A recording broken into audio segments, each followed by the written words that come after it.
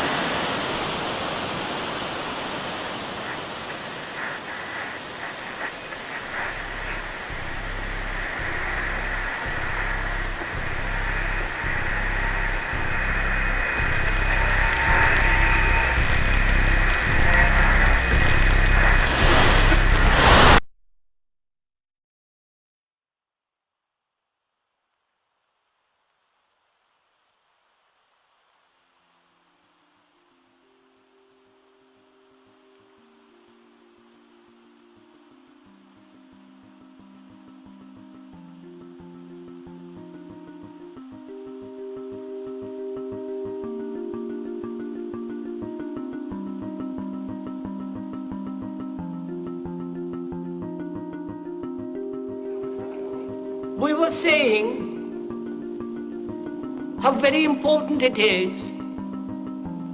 to bring about in the human mind the radical revolution. The crisis is a crisis in consciousness,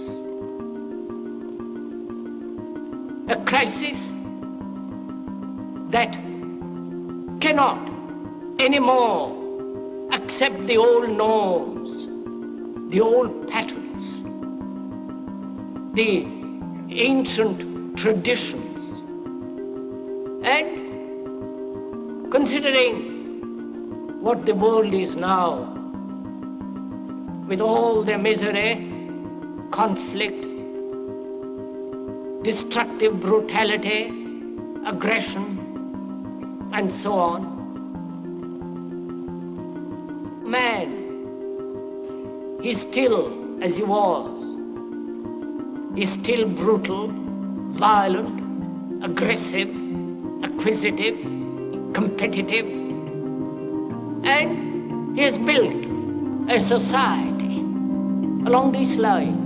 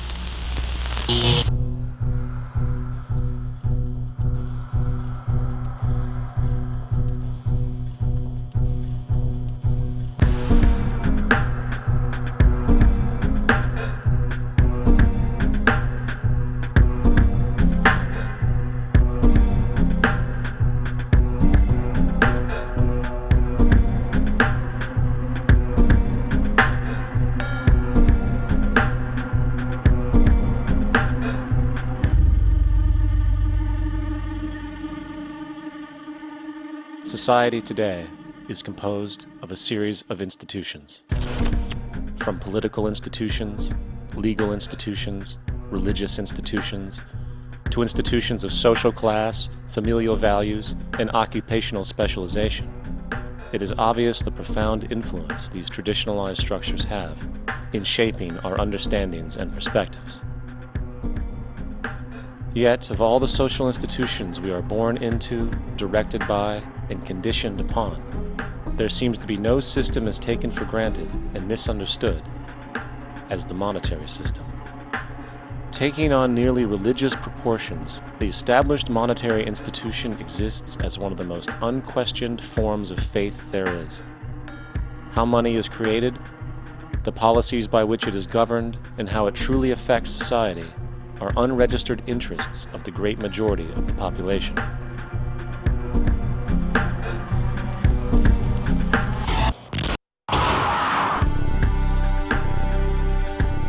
In a world where 1% of the population owns 40% of the planet's wealth, in a world where 34,000 children die every single day from poverty and preventable diseases, and where 50% of the world's population lives on less than $2 a day, one thing is clear: something is very wrong.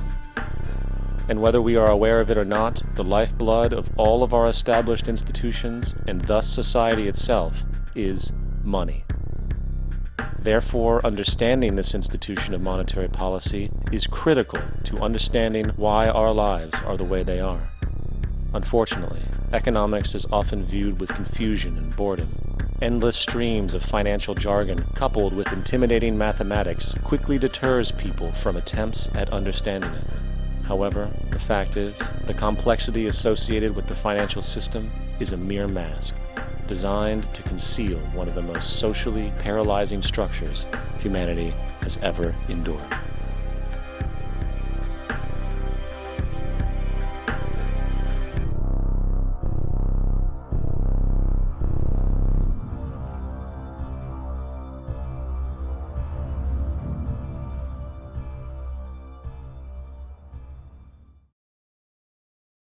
A number of years ago, the Central Bank of the United States, the Federal Reserve, produced a document entitled Modern Money Mechanics.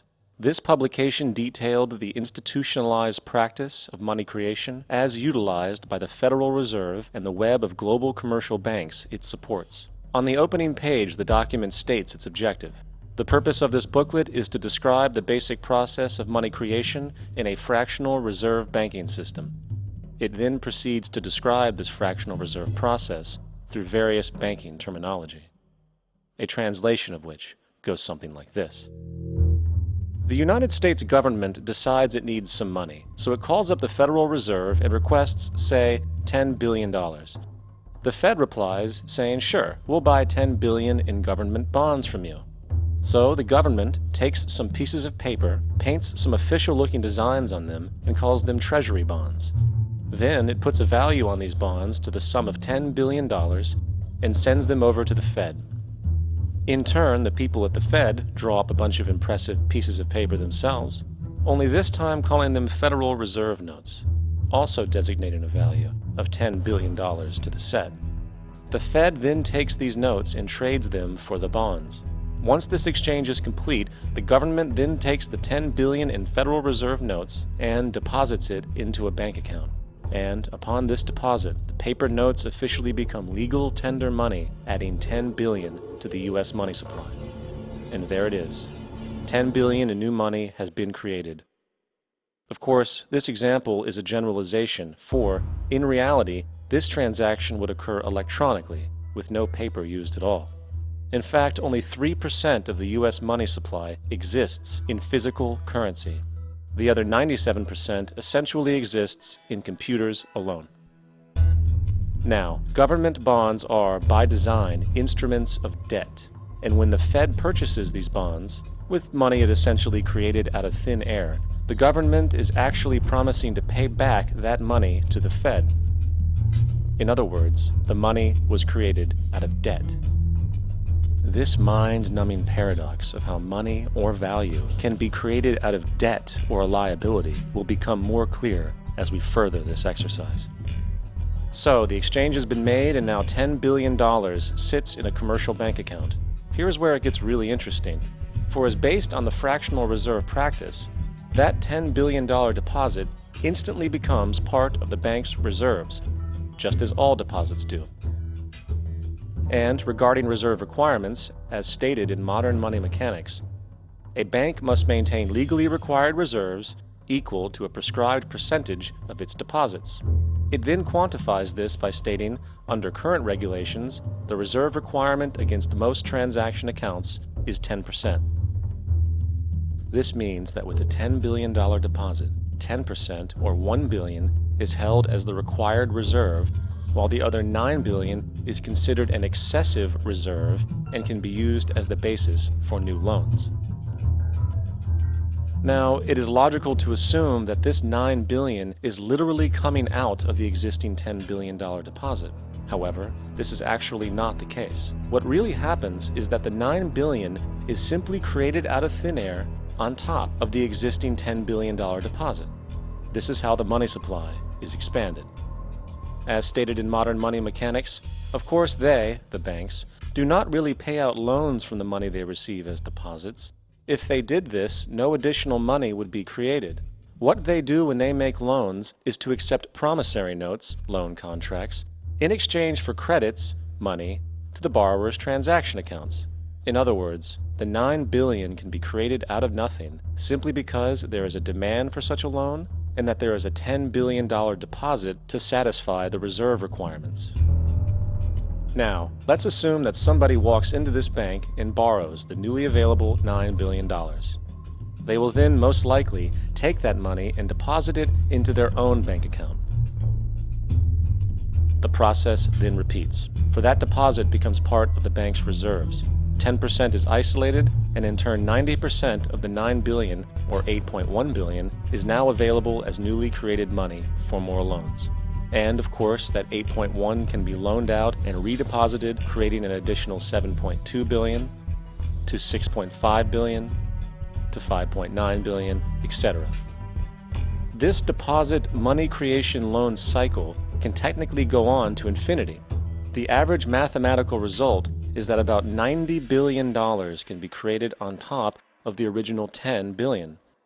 In other words, for every deposit that ever occurs in the banking system, about 9 times that amount can be created out of thin air.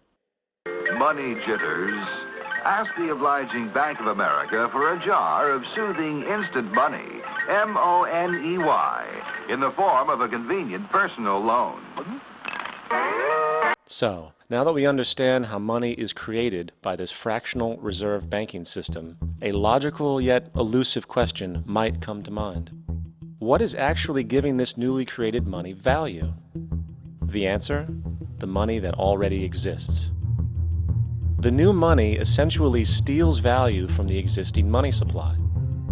For the total pool of money is being increased irrespective to demand for goods and services.